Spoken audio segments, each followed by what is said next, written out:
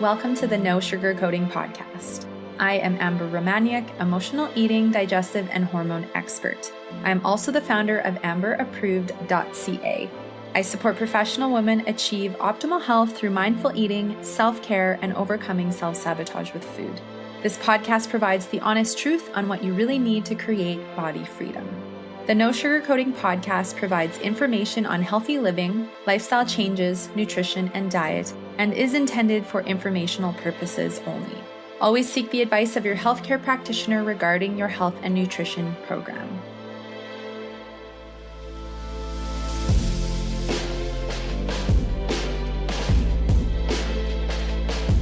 Hello, everybody. Hope your day is going well. Welcome to episode 195 of the No Sugarcoating Podcast. This week, I will be talking about exploring your emotional beliefs with food, how emotions impact your digestion, and tips to build healthy food beliefs. So as you know, I am tightening things up in the beginning of the podcast so that I can dive into the good stuff more quickly. And thank you for your feedback from the people who have messaged me and emailed me, sharing that they would love for the intro to be shorter. So I'm definitely going to keep working on keeping it as short as possible. So definitely for the show notes, I'm going to start adding them to the end of the podcast. So be sure to tune into the end of the podcast for all announcements, including the fact that I'm launching the enrollment for my fall group program and other exciting news. So you'll definitely want to go there if you're interested in hearing about some of those other things. So I'm sharing a word of the week, and this week the word that I want to share is compassion. I just want to encourage you to give more compassion to yourself and to those around you. I think compassion is such a healing feeling, and I think compassion is so needed when we're embarking on a health journey, an emotional growth journey, building a healthy body image, self-love, and or really any part of life's journey. And when we can bring in compassion for ourselves, being human and messing up and making mistakes and failing and knowing that that's all okay, it helps us actually heal, build a deeper connection, and move forward more easily. So this week's word is compassion. So my question for you is, how can you bring in more compassion for yourself through your day? Amber Approved offers private coaching for hormonal imbalances, weight loss and digestive issues, emotional eating, and more. Contact Amber at amberapproved.ca to book your 30-minute complimentary consultation today. So now let's dive right into topic number 1, exploring your emotional beliefs with food. So I think that it's profound how much our beliefs and emotions impact the way our body recognizes or doesn't recognize food, how it breaks it down or how it doesn't. So my first question is, are you aware of how much of an impact your emotions and beliefs, especially negative limiting beliefs of food, are impacting your health, your well-being, your symptoms, the relationship you have with food? And how big of an impact does this have on, you and your health journey and your emotional eating journey or your body image journey or your weight journey? Because I think that it plays a huge role in our health journey and in what I've just mentioned. So I really think that how we perceive food or the thoughts and emotions that we attach to certain foods, whether positive or negative thoughts or emotions, really play a huge role in how we're going to digest and break down our food or not digest and break down our food to utilize our nutrients. I really think that mindset and emotions toward food will dictate how the body recognizes food or doesn't recognize it as food and recognizes it as a foreign invader, and what the body is then going to have to do with that food because of the potential threat or stress it's feeling. I really think these mindsets and emotions will either have your body responding in a positive way to help you process, break down, digest, and utilize and absorb your nutrients, or will have you in a reactionary mode where your body shuts down, your digestion shuts down, because it's in a stress response, and then you eat food when your body's in a stress response and end up with different symptoms like bloating, gas, discomfort, a heaviness in your digestive region, pain, of course, burping, heartburn, acid reflux. And then your body struggles to break down and utilize the nutrients in the food because it's in essence in that stress mode and it is shut down. So I want to share some potential examples of what negative or limiting beliefs with food could look like, just to give you a better understanding. And then we can talk more about how this impacts your body. So my first example would be a limiting belief, which is carbs are bad. So a lot of people are in a fad right now with low carb diets, no carb diets. And whilst this may work for a small amount of the population, it's really being sold and carbs are bad and you shouldn't have carbs or you should limit your carb intake. Well, let's first explore where you created this limiting belief from. So perhaps you saw a commercial, perhaps you saw an influencer share that carbs are bad. Perhaps you went on a low carb diet and you convinced yourself that because there's limited amounts of carbs in this diet and that's going to help me lose weight, therefore overconsumption or too many carbs are bad, even if those carbs are healthy, like vegetables or fruits. Okay, so maybe like more refined carbs we want to limit our intake of, but there's a huge difference between going, okay, there's really nourishing carbs and then there's carbs that I'm going to be mindful of how much I'm eating versus saying carbs are bad for me. Because as soon as you associate carbs are bad, there may be fear, there may be worry, there may be guilt or other negative emotions associated with that belief. And so even if you eat a healthy carb, your body may go into a stress response because carbs are bad, and your cells listen to your thoughts. And because you're in this negative stress mode and you're probably stressing about eating the carbs, fearing maybe you'll lose weight or you'll lose control rather, or gain weight, that puts you into fight or flight mode. And that means your digestion isn't working properly. So perhaps then you muster up the courage to eat those carbs and then get a stomach ache. And then that reaffirms your belief that carbs are bad. See, carbs are bad because they make me gain weight or they make me bloated and they, made my stomach puff out. So that's one example of a limiting belief. Another example is, again, fear around certain foods. So a lot of people have created food fears from, experiencing different eating disorders, going on really restrictive diets. I, for one, definitely used to have a massive fear around sugar and losing control with sugar. It was less with gluten and dairy, but it was still there for those as well, because those are the foods that primarily I would easily lose control around. But after like dozens of attempts of trying to cut out refined sugar to help myself gain some traction to overcome my food addiction, I probably didn't consume refined sugar for about 4 years. And part of that was because I wasn't ready to go there yet, and I was still trying to heal my body. And then there's also this part of me that was a bit hesitant and a bit worried. And I was kind of like, is this going to be like an alcoholic? Like if you have a little bit, then you're going to want to go all out and have it all. Like, am I going to have a response? I'm going to have no response. I don't know how this is going to go. And because of all the bad memories I had around sugar and losing control with sugar and binging on it and then feeling awful and how it impacted my health and my body image and my relationship with myself, I did at that point blame a lot of sugar on what I was going through, even though it was like so much more emotional, and sugar was just one of the things that, kind of fueled the vicious cycle. So I definitely had sugar fear for a long time, and I associated sugar as like really bad. Sugar kills you. Sugar's white death, right? Like there's all these things we learn. And I think it's important to be educated. And I think it's important to be aware of how too much consumption of anything refined can impact the body. At the same token, if I'm choosing to eat refined sugar like once a month, or at Christmas when I enjoy like my cousin's homemade shortbread cookies, which have sugar, I trust that I've healed my body enough and that my body is strong enough to manage small amounts, mindful amounts.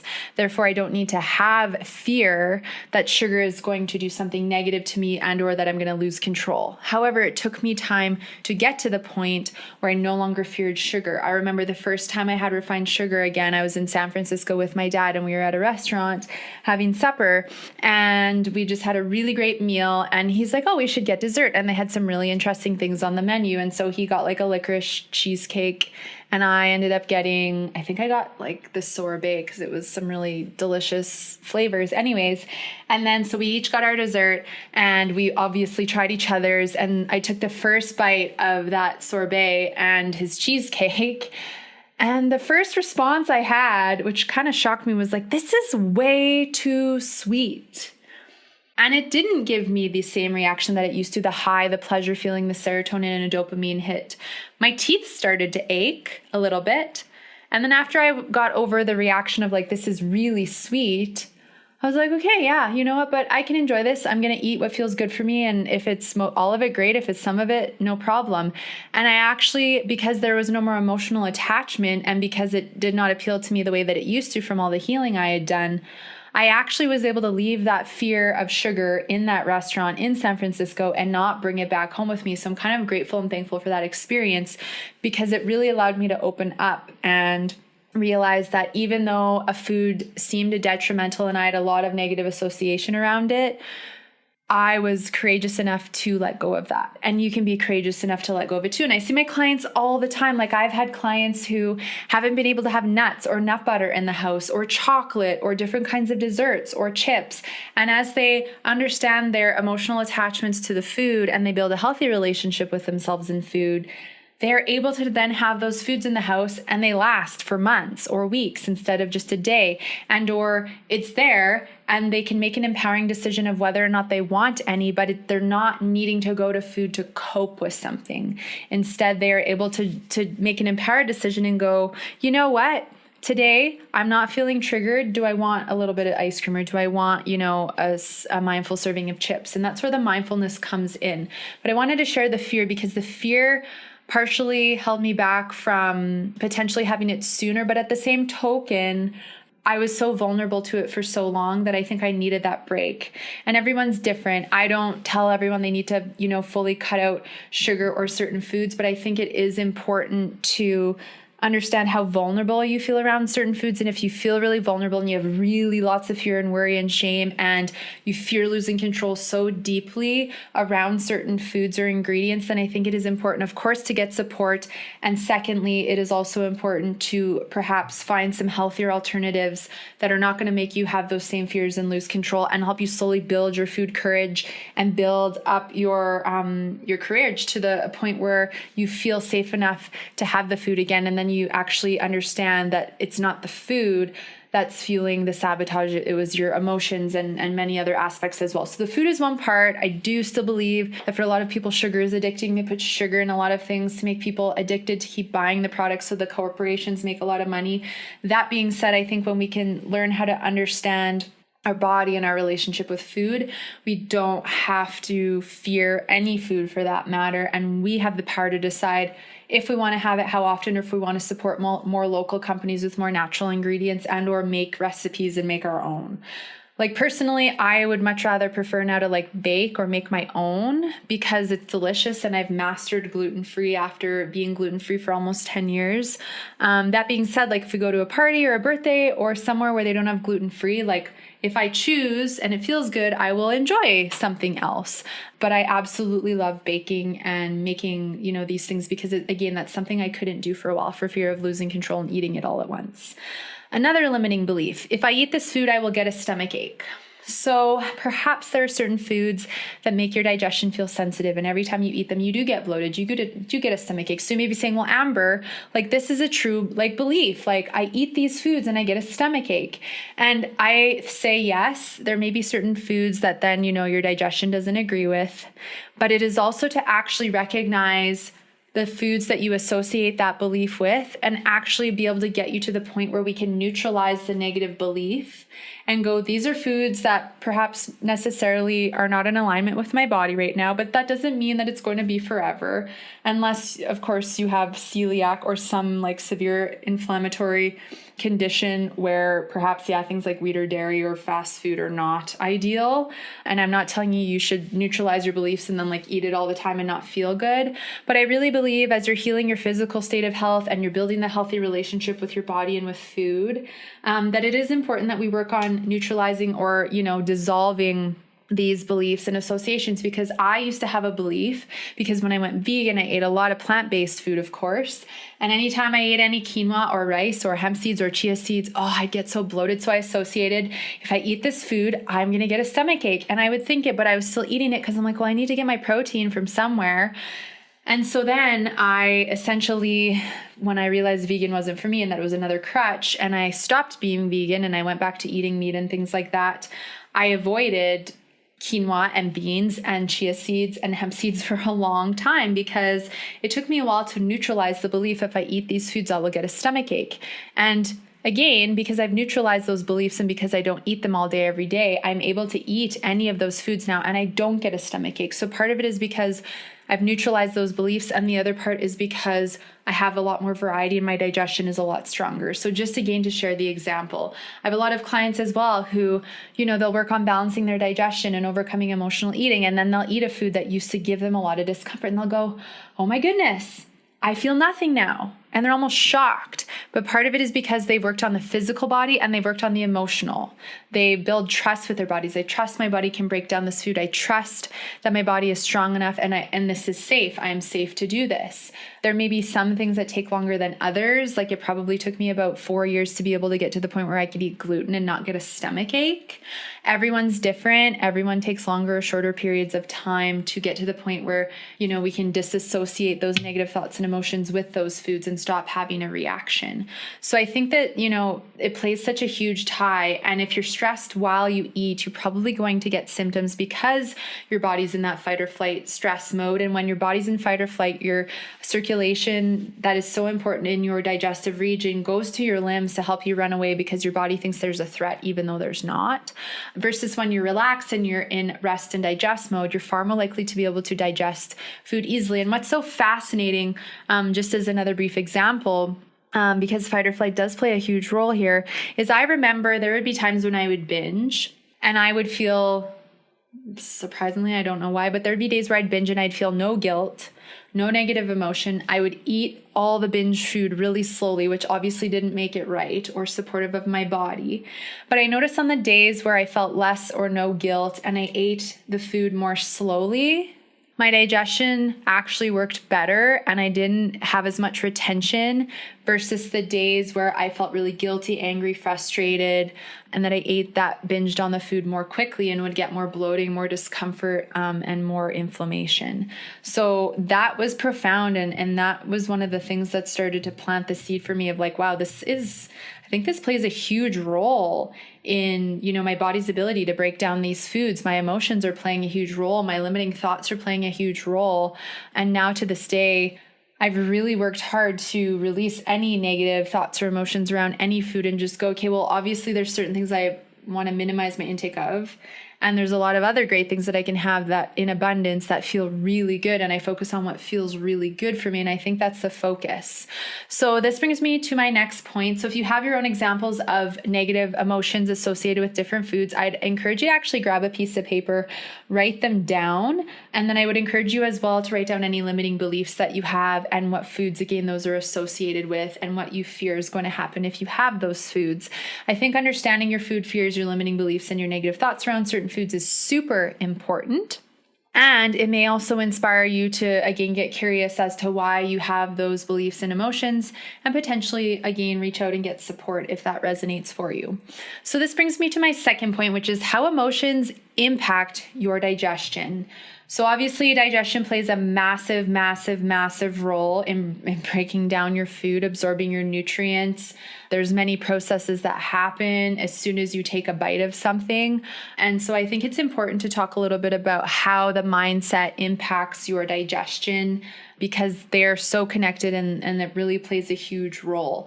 So I believe truly that a lot of food beliefs are learned and inherited when you are young. So from the age of 0 and 7, you inherit a lot of habits, beliefs, and mindsets from your parents. So depending on how your parents ate, their relationship with food, if they had a diet mentality, if they labeled, good food, bad food, if they were restrictive, depending on what kind of foods you had in the house. And I know for some people, they just had like an abundance of healthy food in the house all the time. And so they just grew up with healthy food habits and a healthy relationship with food. And also their parents had that healthy relationship with food. And then other people grew up with a bunch of junk food in the house and no limits, or parents on diets, or parents putting their kids on diets, and that essentially skewed the child's relationship with food. Or maybe you didn't learn this stuff until you were an adult, but either way, you learned it or inherited it at some point, whether it's from a parent, a friend, a family member, marketing, social media, an influencer, celebrity, someone who endorsed a product, a diet you tried, a cookbook, something created these mindsets. And so these mindsets can also change if you eat certain foods and have certain symptoms, as I mentioned earlier. So if you eat, let's just say, for example, you eat chocolate and then you get a stomach ache and then you label the food as bad because of how it made you feel. That's one example of, again, having that connection to food, that negative association. And if you have a history of dieting or emotional eating, you may have a big list of, what are good, safe, healthy foods, or foods you feel like that you have control over eating. And then another list of foods that is bad, unhealthy, trigger foods that make you lose control. So you want to avoid them because they'll make you gain weight, or they make you, even just the thought of them may make you feel uncomfortable for fear of losing control. Because again, this usually comes down to self-worth, the way that you perceive yourself and your body as a whole, you as a person. So if your focus is weight, oftentimes we will go, okay, well, I just need to eat healthy to lose weight. But it's so much more than that. And it's so important for us to understand mindset and to deal with mindset, because it plays a huge role in how your body's going to respond to the food that you're putting in it, regardless of what it is. So I often find that people with a lower self-worth start off with more food fears, more limiting beliefs around food, more negative perception around food, because they're trying to use food to control their body weight, to look a certain way, to then be happy. There's usually emotional eating. They just feel more vulnerable around food. I was this person. Most of my clients are in this space when we first start together. And so part of what I support them with is to help them identify food rules, food fears, negative association with food, and step by step, as we're working together, they release all of that and they're neutral and create positive, relationship with food. And there's no more fear. And neutrality is just nothing. It's like, it's a food. I'm going to enjoy some of it and chew it properly to support my digestion. The labels are all taken off though. And when something is neutral, it's very empowering because you're not associating anything with it other than I'm going to eat this food, enjoy this experience, and move on. You don't have an emotional attachment. You don't feel like, oh, I have to eat this food to lose weight. All of that is gone, and you can enjoy food mindfully, key word, mindfully, as part of your life and living your life. I think food is a beautiful part of life. And when we can get past all of the mental clutter that is, disempowering us and have that freedom, it is so liberating and energizing and truly freeing to get to that place. So I definitely want to talk about how powerful your mind is. If I haven't already, it's super powerful. So I really believe that your cells listen to your thoughts, your cells in your body listen to your thoughts and respond differently depending on your feelings and emotions. So you can go on YouTube, you can check out different videos where they've taken, a prick of a finger, a drop of blood on a petri dish, and then they've put that in a room where there's all sorts of positive people saying nice things, and the blood heals and gets really clean. And then they take the same drop of blood and put it in a room with all negative people saying negative things, and the blood gets dirty, it gets gross, and it actually starts to grow bacteria. So if that isn't proof enough, and or you notice if you're negative, you feel worse, or you have more physical symptoms and you're more tired and drained, I just think there's so much proof of how connected we are physically, emotionally, energetically, and of course spiritually, depending on what your beliefs are. So for me, as a side note, if you're wondering, what does Amber believe in? I believe in the universe. I believe in the law of attraction, manifestation, intuition. And I know everyone has different beliefs and opinions, and I so respect that. And I think that the more awareness we can have and the more we can use, our gratitudes and mindfulness to help us in our healing journey. I mean, it's only going to help you with that, just as an aside. So I really believe that if your cells are listening to your thoughts, and you're already, before you even get the food on your plate, going, oh my gosh, because this is what I used to do and this is what my clients do. I have a birthday party coming up and there's going to be cake and there's going to be chips and there's going to be this dessert and there's going to be cheese. And oh my goodness, I just got back on track from emotional eating. I don't want to fall in again, but I don't want to upset people and not eat the food, but maybe I should bring my own. And it's just you're already overwhelmed, anxious, and stressed out, and it's still a week away or however long away. So you're already putting your body into this stress response and setting your body up to just have this complete defensive reaction to anything that you decide to eat at that barbecue or that birthday party. Versus if we can go, okay, you know what? I know I have this event coming up. I'm actually going to, maybe plan ahead and ask what they're having, maybe offer to bring something. And then the day of, I'm going to nourish my body really well. These things take time to learn, but I'm going to nourish my body really well. And then when I get there, I'm going to decide what feels good for me. So instead of stressing a week before and stressing over the future, which I can't control right now, and robbing myself of the present moment. I'm going to become present, and I'm going to breathe, and I'm going to, do what I can to be proactive if that's what you need to do. Otherwise, though, I'm just going to see how I feel once I get there. So much more freeing, and you're going to far more likely have the experience of enjoyment, potentially digest the food better, and you're probably going to lower your chances of overeating or binging because you've not been triggered and fueled by anxiety, fear, and overwhelm the days leading up. I really believe everything starts in the mind, and that our, emotions, our beliefs, our conscious and subconscious mind, it all starts up there. And then I really believe that our physical body, which is everything, right? Everything that encompasses our human body, that our current state of health in our physical body is a large representation of what's been going on in our mind, our thoughts, feelings, emotions, behaviors, and beliefs. So essentially, if you are in a space where you are tired, you have cravings all the time, you're bloated, you're not happy with your weight, you're gaining weight, you have brain fog, your period's off, your cycle's off, you have bad menopausal symptoms, you feel insecure, you're usually upset or you get moody very easily, you struggle to be in a positive mindset, you're in emotional eating or some form of, eating disorder, it's really important to check in with your mindset and your thoughts and emotions and how you feel about yourself, because that's dictated your actions and the way that you're treating your body or not treating your body. So that's why I really say that I believe that our mindset dictates our current state of health. So, and that's obviously an accumulation over time. So let's explore how beliefs will dictate the way you may break down your food. So again, let's just use the example first of an apple. So let's say that you got conditioned to think that carbs are bad, so therefore you don't eat apples. So you have this apple on your plate and you're nervous to eat it. You have a lot of fear around it. You've given your power away to the apple. You're scared it's going to make you lose control with food, and or that it's going to make you gain weight and mess up all your progress. And so you're in fight or flight mode, you're in that stress mode, and you take a bite of the apple and then you swallow it and you get an instant stomach ache, or you get bloated, or you go, see, this isn't good for me, it's giving me symptoms. Versus if you came out of that low carb diet, you have a healthy relationship with food and go, you know what, carbs are good, carbs are nourishing for me, and you're in rest and digest mode, you're calm and grounded, and you take a bite out of that same apple, I guarantee you will properly digest it by chewing it thoroughly and just focusing on eating the food, and that your body will be able to digest and absorb the nutrients from that apple, and you will totally utilize it, and your body will thank you for the nourishment you just provided.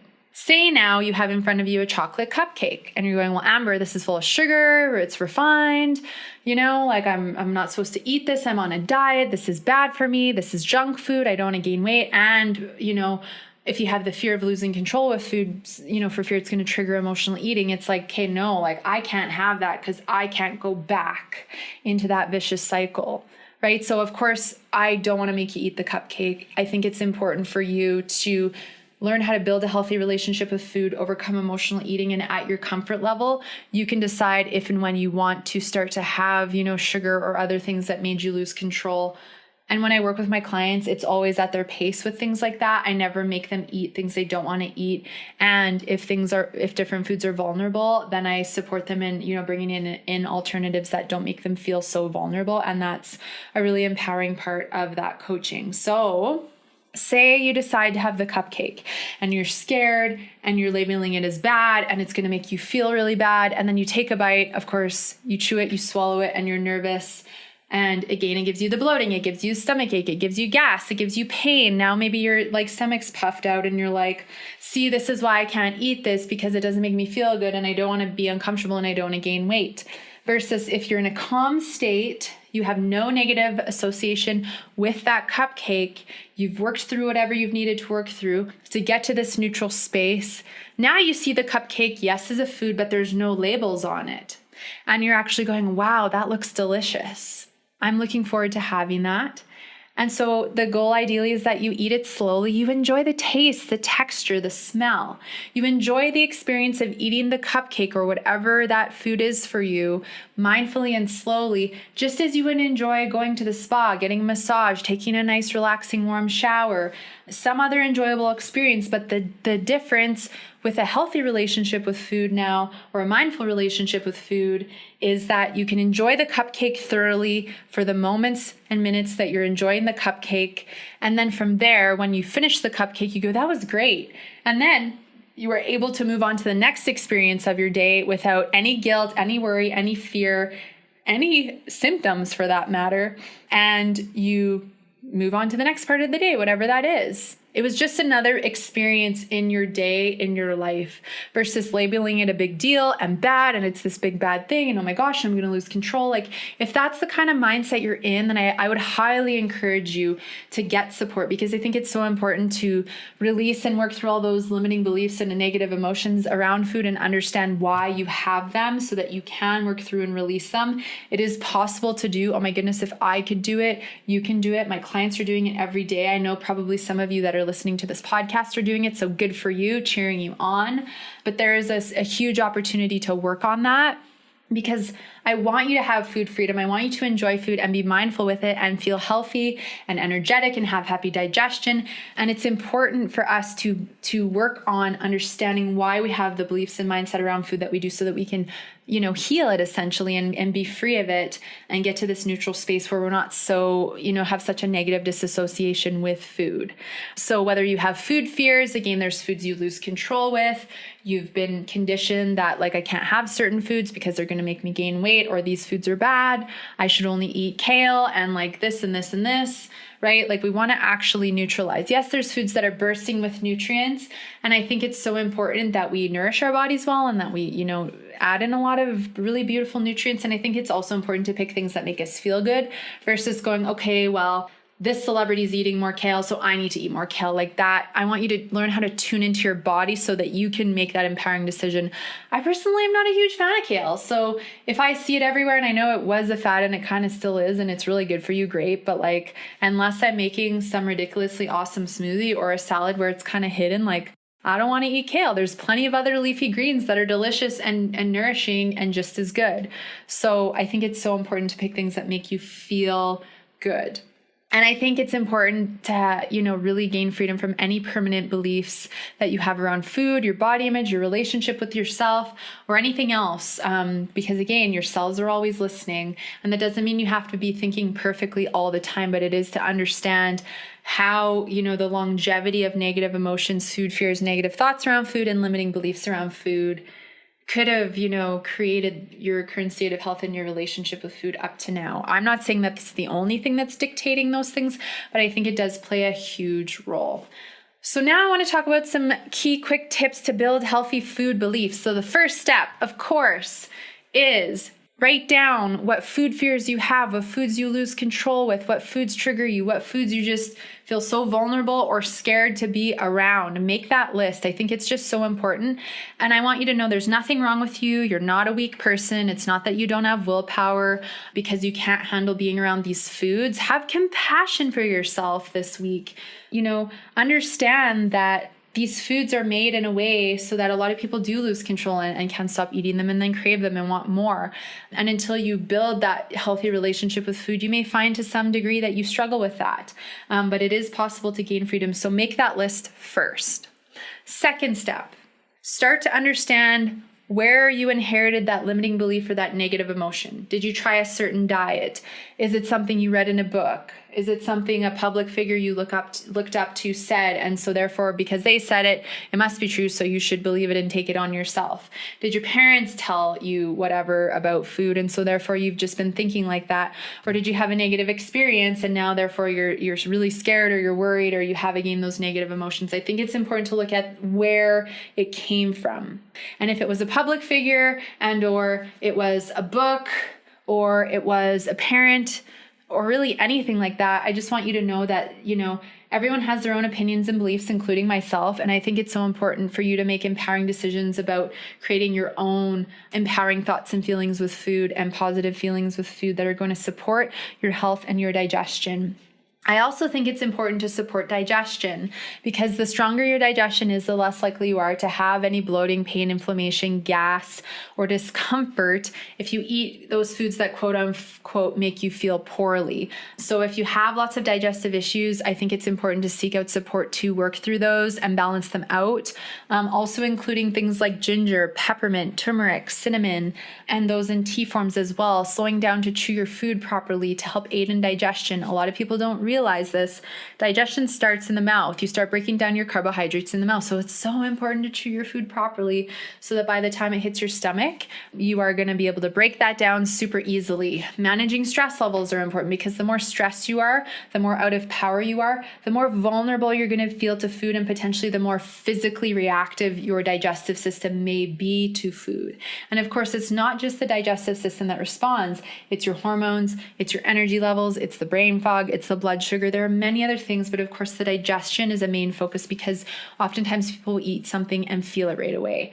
So whatever it is for the symptoms that you have, I think it's so important to address your physical state of health as well. Support your physical state of health with whatever symptoms are going on, whilst you work on the mindset and the emotional state of health. They're both so valuable and important, and I think it's so important to work on both. And what I often find is the emotional mindset piece is missed, or it's really undervalued, and I think it's so much more important to give it the emphasis it deserves, because if you don't change that, how does the physical body fully balance and heal? And so then I think it's important to start to, whether you reach out for support or not, but I think that that's a great step. Otherwise, I think it's important for you to start saying things to yourself like, if I'm going to eat this slowly, I trust my body's ability to break this down. I'm going to take some deep breaths and make sure I'm in rest and digest mode. And again, that's if it feels safe and comfortable for you. If there's certain foods that you don't feel safe and comfortable around, I would encourage you to reach out and get support, because I think it takes time, it takes support, it takes tools, and a deeper level of awareness and understanding as to why you again have this relationship with food that you do. So again, there's an opportunity to reach out with me if you feel safe, or with someone else. And I think it's just so important to address this part of the health journey, because I don't think it's addressed enough, and it's super empowering and freeing to go to this place. Okay.